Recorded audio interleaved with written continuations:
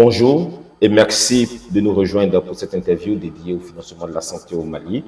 Dans notre pays, le défi sanitaire reste colossal. Le taux de mortalité des enfants de moins de 5 ans est estimé à environ 95 pour 1000 naissances vivantes, avec des disparités régionales marquées. Dans certaines zones du Mali, nos mères, nos mamans, nos femmes continuent d'accoucher sans assistance qualifiée, exposant ainsi les nouveau-nés et elles-mêmes à de graves risques. Il faut aussi rappeler que les maladies non transmissibles telles que le cancer, le diabète, l'hypertension ont causé près de 47 000 décès en 2023, un fardeau qui pèse lourdement sur notre système de santé. Malgré ces enjeux, nous assistons au retrait progressif de partenaires stratégiques et à la suspension de financements cruciaux, notamment ceux de l'USAID pour certains projets de recherche en santé. Face à cette situation, une question importante, je dirais urgente, se pose. Comment assurer un financement durable de notre système de santé afin de garantir un accès équitable aux soins pour tous? Ce défi est d'autant plus pressant que, comme nous l'avons souligné dans un précédent article publié sur notre site sciencesdechez-nous.com, les besoins sanitaires du Mali restent immenses. Pour éclairer ce débat, nous avons l'honneur d'accueillir le docteur Ousmane Ly, médecin militaire et pionnier de la télésanté en Afrique. Avant de commencer, je vous propose de découvrir son parcours.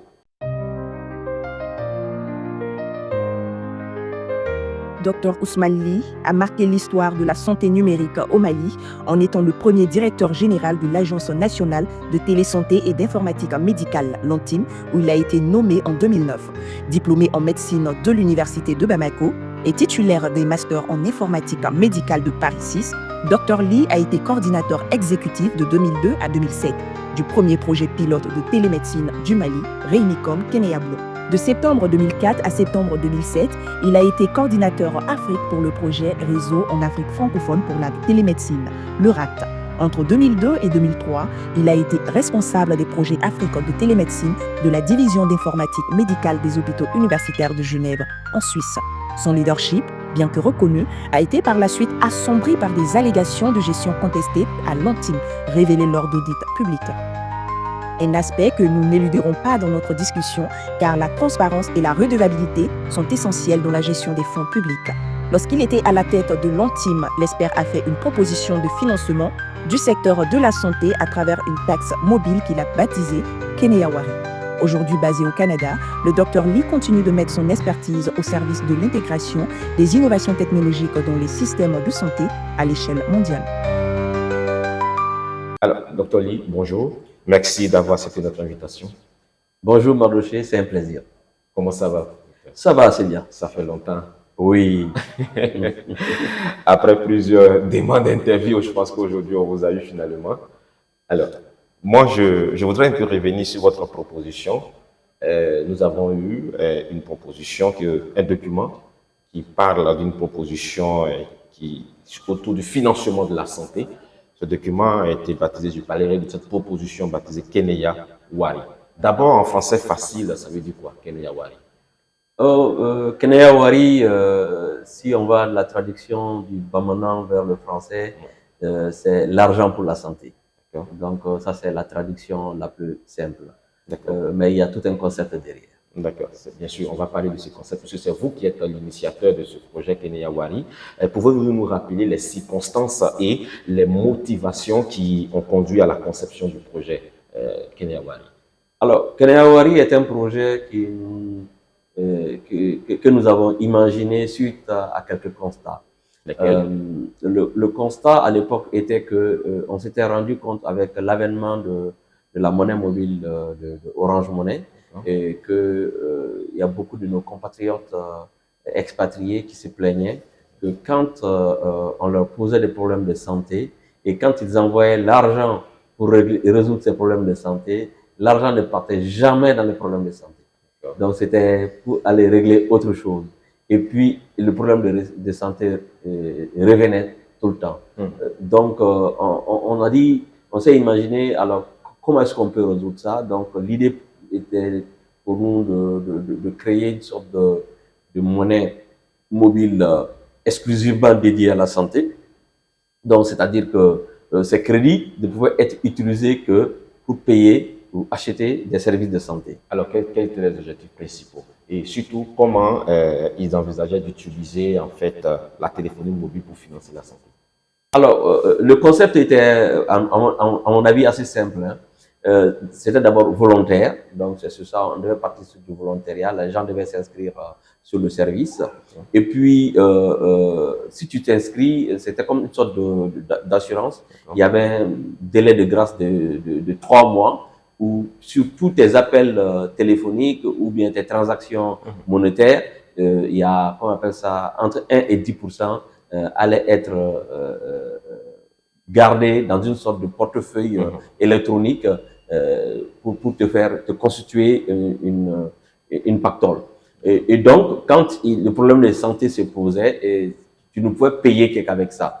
Donc, ça ne pouvait pas être utilisé pour appeler, on ne pouvait pas retirer l'argent qui était constitué pour acheter quelque chose. Non, ce n'est que les services de santé qui pouvaient être achetés avec, c'est-à-dire la consultation ou les médicaments ou l'hospitalisation.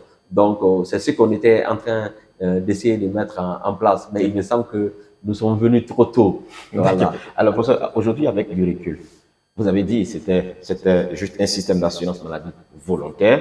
Mais aujourd'hui, avec du recul, pensez-vous que ce choix était optimal dans un contexte où je pense que l'accès aux soins est un enjeu important pour nous, pour tous, je dirais. Bon, aujourd'hui, avec le recul, moi, je pense que si on avait les outils, ça aurait été intéressant de l'imposer sur toutes les transactions. Vous parlez d'outils, de quel outil s'agit-il?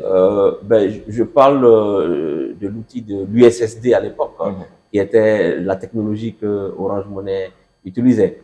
Et donc, si on avait, comment on appelle ça, eu un certain nombre de contrôles comme l'État s'affirme actuellement sur ces questions, moi, je l'aurais mis, comment on appelle ça, comme assurance maladie obligatoire, c'est-à-dire j'allais l'accrocher à l'AMO, et en faire une brique de l'assurance maladie universelle. Parce que si nous regardons aujourd'hui, c'est que la majorité des Maliens ont aujourd'hui un téléphone mobile. Et donc, quand vous avez un téléphone mobile et que vous êtes inscrit sur les applications de monnaie mobile, donc ça fait qu'on peut faire en sorte que des ressources puissent aller directement sur la santé. Et mieux, la gestion allait être une gestion réservée à celui qui a le numéro.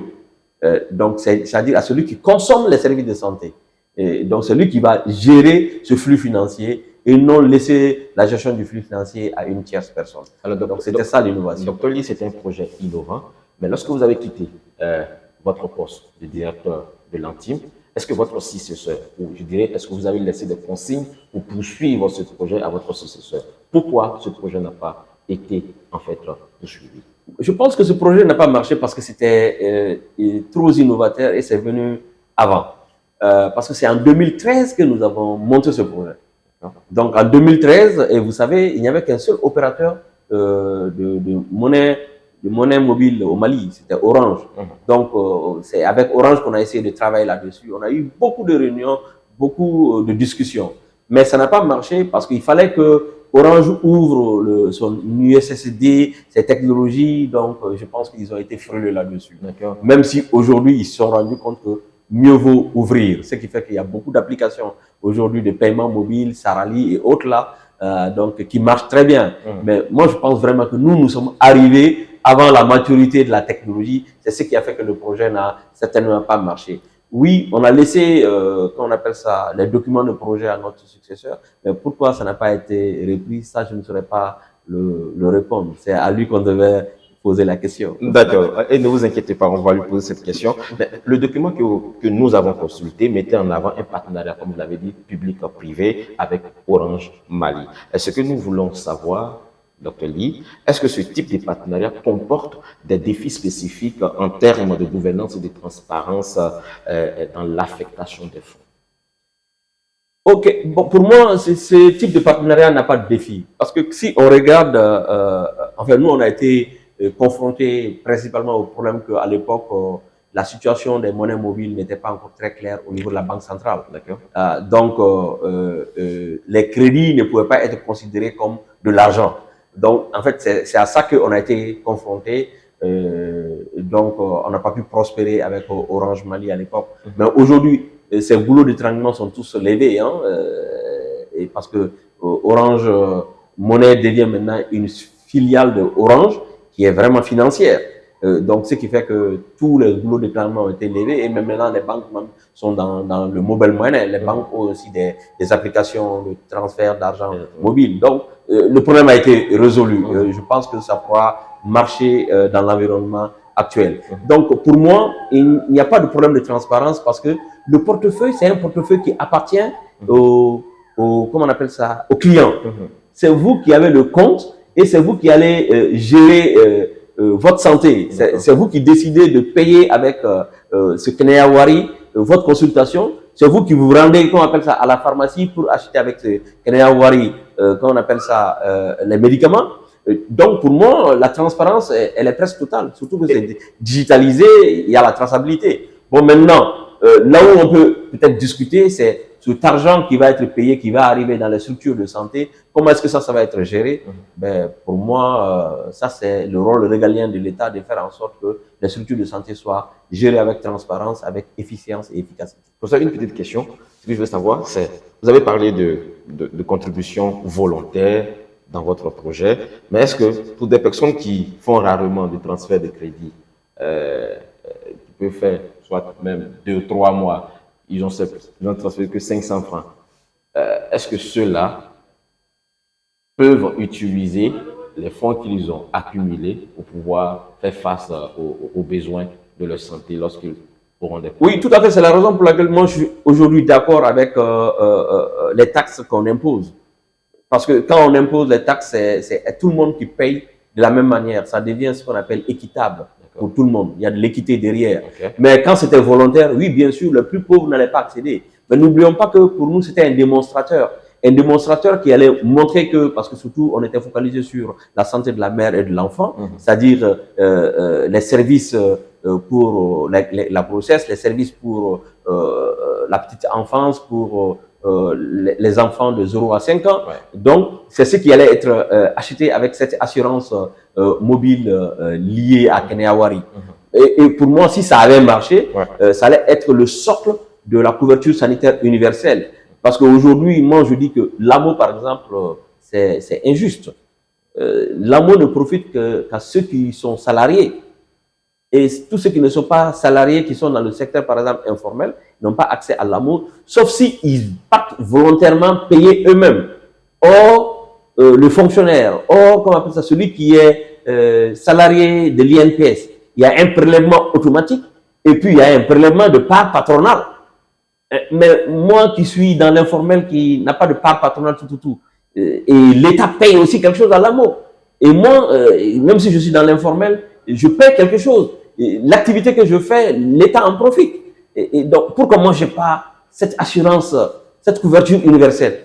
Donc, pour moi, ça allait permettre d'amener plus de justice et d'équité en allant vers la couverture sanitaire universelle basée sur les outils de paiement mobile. L'AMO est une injustice, je prends vos mots. Aujourd'hui, je dirais, comme vous le savez, la taxe mobile est une réalité maintenant. Comment évaluez-vous son utilisation actuelle pour le financement du secteur de la santé? Je pense qu'il est trop tôt de parler de ça. Il est trop tôt parce que on n'a pas encore rendu compte du niveau des sommes qui ont été récoltées. Donc pour vous, il faut d'abord attendre. Oui, il faut qu'on sache qu'est-ce qui a été récolté. Les gens meurent toujours. Voilà. Oui, les gens meurent, mais la taxe, elle n'a pas plus de 3 mois. D'accord. On ne peut pas mettre la charrue avant les bœufs. Là, il y a des décrets qui ont été sortis pour mettre le fonds de gestion, le fonds de solidarité. Parce que je pense que l'argent va aller dans le fonds de solidarité. Et il y a des règles qui ont été établies.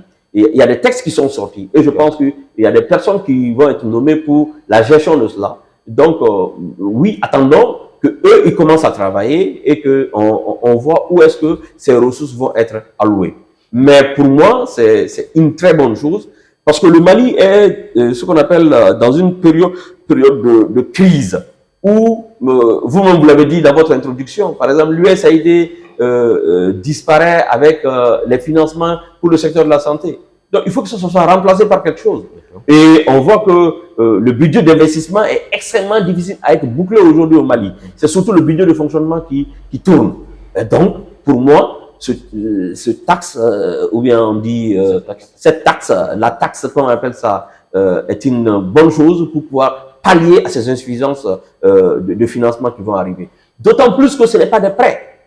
Parce que le problème des prêts, c'est que quand on emprunte, vous savez que le service de la dette, ce qu'on ne dit pas aux gens, nous passons tout notre temps à payer les intérêts, même pas l'actif même, le principal même. C'est les intérêts que nous payons chaque année. Et chaque fois que le dollar monte ou descend, on a des problèmes. Il suffit que le dollar monte pour que le service de la dette soit multiplié par 2. Ça, c'est intenable pour nos pays. Et donc, nous devons être assez imaginatifs pour avoir des solutions à l'interne. Et je pense que la taxe est une de ces solutions internes. Docteur, dans un article publié sur notre site, je dirais sciencesdechez-nous.com, je soulignais le risque que cette recette soit absorbée par d'autres urgences nationales. Est-ce que vous êtes d'accord? Est-ce que vous partagez d'abord cette inquiétude? Oui, bon, oui, nous sommes tous inquiets de la gestion saine des ressources publiques. Ça, c'est très clair. Mais nos pays, on a passé tout notre temps face à cela. Donc, maintenant, je suis d'accord qu'il y ait une veille citoyenne sur la gestion de ces ressources, surtout ce fonds de solidarité. Il faut vraiment que chaque citoyen soit très, très, comment on a dit, vigilant là-dessus et qu'on demande des comptes. Mais on ne doit pas commencer par condamner pour dire que non, ça ne marchera pas. C'est ce que je dis. Quelqu'un qui dit que oui, je ne paye pas mes impôts parce que les impôts vont être détournés. Non, là, ce n'est pas la bonne attitude. Vous devez payer vos impôts parce que c'est un devoir. Maintenant, vous devez veiller à ce que vos impôts soient bien gérés parce que c'est un droit. Docteur, pour gérer ces fonds, nous avons reçu une tribune au niveau de notre rédaction Sciences de chez nous, une tribune du docteur Mohamed Ali Ag Ahmed, chercheur en santé publique et coordinateur du réseau Afrique francophone et fragilité, AFRAFRA, qui propose la création d'un fonds national pour la santé alimenté par un pourcentage défini de la taxe mobile. Que pensez-vous de cette proposition? Oui, c'est une bonne proposition et peut-être aussi une mauvaise proposition. Quels seraient donc les avantages et les inconvénients? Alors, une bonne proposition parce que ça veut dire que la taxe, la partie de la taxe qui est dédiée, comme on appelle ça, à la santé, elle sera connue et elle sera gérée par une structure qui est autonome du Fonds national de solidarité. Mais ce que ça avait amené comme conséquence, il va falloir nommer le responsable de ça, il va falloir mettre une administration en place pour ça. Alors, ce qui va amener ce qu'on appelle une multiplication des dépenses de l'État. Et donc, et des avantages qu'on va donner aux gestionnaires de ça. Alors, pourquoi ne pas laisser la gestion de ça au niveau du Fonds national de solidarité qui a été mis en place, avoir une section dédiée aux questions de santé, exiger à ce que, oui, par exemple, que le fonds serve à ce que la part du budget de la santé et qu'on donne à l'État atteint les 15% promis. Parce que si on fait ça, on va résoudre beaucoup de problèmes dans le secteur de la santé. Mais ce qui est clair, ces ressources ne vont pas résoudre les problèmes de gouvernance à la base ou de gestion. C'est pas parce que il y a eu la taxe et qu'on a eu l'argent de la taxe que si un CESCOM est mal géré, eh bien que cet argent va bien gérer ce CESCOM. Non, il faut que le comité de gestion du CESCOM soit correct, qu'il mette en place les mécanismes de gestion corrects, de contrôle et d'audit, et que ceux qui sont membres de l'association de santé communautaire se lèvent pour aller dire non, nous voulons que notre santé soit gérée comme ça.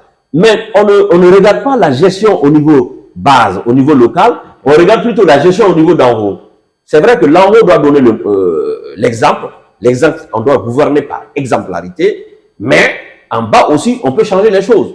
Si nous changeons au niveau des CESCOM, on va changer au niveau des CSRF, on va changer au niveau des hôpitaux, et du troisième référence, et on changera aussi au niveau du ministère de la Santé, et pourquoi pas jusqu'au plus haut de l'État. Ça aussi, on peut essayer.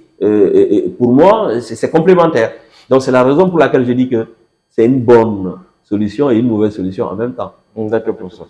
Selon vous, quels sont, je sais que vous avez tenté de présenter un peu les mécanismes, mais quels sont d'autres mécanismes qu'il faut, des mécanismes de contrôle et d'évaluation qu'il faut mettre en place pour garantir que les fonds issus des taxes mobiles soient utilisés de manière efficace et qu'ils aient un réel impact sur la santé publique? Pour moi, c'est l'implication citoyenne. C'est se sentir concerné.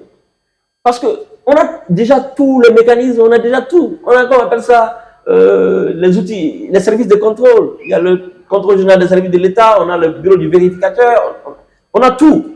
Mais le problème, c'est quoi? C'est l'application réelle des textes par nous tous. Très souvent, on aime bien accuser les décideurs. Mais les décideurs, c'est qui? Nous sommes tous le futur décideur de demain. Ah ben on doit beaucoup expliquer ça encore. Parce que nous sommes tous le futur décideur de demain. Parce oui, que ceux qui sont décideurs aujourd'hui, ils étaient quoi hier? Et donc, qu'est-ce qui fait que quand on arrive au poste de décision, on oublie tout ce qui s'est passé? C'est ça l'enjeu. C'est parce que nous ne gouvernons pas, nous ne gérons pas les choses avec éthique et déontologie. C'est ça la réalité. Si nous mettons l'éthique et la déontologie au centre de tout ce que nous faisons, les choses vont changer. Est-ce que les conditions sociales n'impactent pas réellement ça, je dis que les conditions sociales sont des prétextes, et surtout de faux prétextes. Quand nous voulons bien faire, on a toutes les possibilités et tous les moyens de bien faire. Le seul problème que nous avons, c'est que c'est toujours les autres qui doivent changer, jamais nous-mêmes. Le changement commence par soi-même. On se l'impose à soi-même, ainsi on pourra l'imposer aux autres. Mais vous ne pourrez jamais dire aux autres de changer si vous-même vous ne changez pas. Voilà la réalité de nos problèmes que nous vivons, que ce soit dans le secteur de la santé ou d'autres secteurs. Pour ces réalités, quelles sont les propositions que, je dirais même au-delà des propositions existantes, quelles sont les propositions ou des pistes de solutions que vous jugez pertinentes pour l'utilisation? La première proposition pour moi, c'est qu'il s'agit d'être la santé. Ouais, il s'agit d'être dans l'action. Dans l'action en tant que malade potentiel. Parce que j'ai dit que nous sommes tous des malades potentiels. Que tu sois médecin, que tu sois sage-femme, que tu sois infirmier, n'oublie jamais que tu es un malade potentiel. Donc si tu as ça en tête, ça veut dire que tu vas travailler avec éthique pour rendre le service que tu dois rendre. Maintenant aussi aux malades, nous ne devons pas laisser les mauvaises choses perdurer. Si ça ne marche pas, on doit faire en sorte que ça marche. On doit dénoncer, on doit agir pour que ça change. Mais les gens sont ce qu'on appelle dans la dénonciation gratuite. De spectacle. Non, on doit agir. Et je vous assure que quand on agit, on arrive à faire changer des choses. Et je le dis parce qu'il y a des choses qui sont passées, par exemple, à l'ordre des médecins du Mali. Nous avons agi, on ne s'est pas tué, et ça a changé. C'est ça. Et le faire avec conviction. Pour moi, ça c'est le chemin. Sinon, quand on parle des textes, on a tous les outils. Le Mali a les meilleurs textes du monde. Notre problème, c'est les applications de ces textes. Professeur, Dr Ly, nous tirons à la fin de notre interview, malheureusement. Le Mali a de meilleurs textes. Quel message souhaiteriez-vous adresser aux décideurs politiques, aux acteurs de la santé et à la société civile concernant le rôle de la taxe mobile dans le financement de la santé au Mali? Je dirais aux décideurs politiques de ne jamais oublier que les décideurs aujourd'hui sont les âgés de demain. Quel que soit le temps que va durer leur responsabilité, un jour arrivera où cette responsabilité va partir et ils seront comme le citoyen lambda. Donc, chaque fois qu'ils posent des actes, qu'ils pensent au moment, au jour où ils seront le citoyen lambda face au système de santé. Aux professionnels de santé, je dirais toujours, et je n'arrêterai jamais de le dire, que nous sommes tous des patients potentiels. Donc, de travailler sur chaque patient, pour chaque malade, comme si c'est nous-mêmes qui sommes malades. Donc, si nous faisons cela, on le fera avec, on appelle ça, compétence, professionnalisme, dignité et humanisme. Aux citoyens lambda, je dirais que la taxe est une bonne chose dans la situation de crise actuelle que vit notre pays. Aux citoyens, d'être vigilants, de se donner les moyens de pouvoir faire en sorte que les ressources qui vont être accumulées, collectées par cette taxe, soient utilisées à bon escient par nous tous. Pas seulement par les décideurs ou les hommes politiques, par nous tous. Merci. Professeur, Dr Ousmane Ly, est-ce que vous êtes satisfait de cette interview? Oui, sauf que j'insiste là-dessus, parce que je ne voudrais pas me retrouver en conflit avec l'ordre des médecins pour avoir, comment on appelle ça, usurpé le titre de professeur. Je ne suis pas professeur, je suis docteur, je suis médecin. Et fier d'avoir participé à votre interview. Merci. Merci beaucoup, Dr Ousmane Ly. Merci d'avoir suivi cette interview. Si vous voulez réagir aussi sur cette question, faire des propositions pour que le secteur de la santé bénéficie effectivement d'un financement adéquat, veuillez nous appeler ou nous écrire sur notre numéro WhatsApp au +223 67 42 63 52. À très bientôt pour une prochaine interview.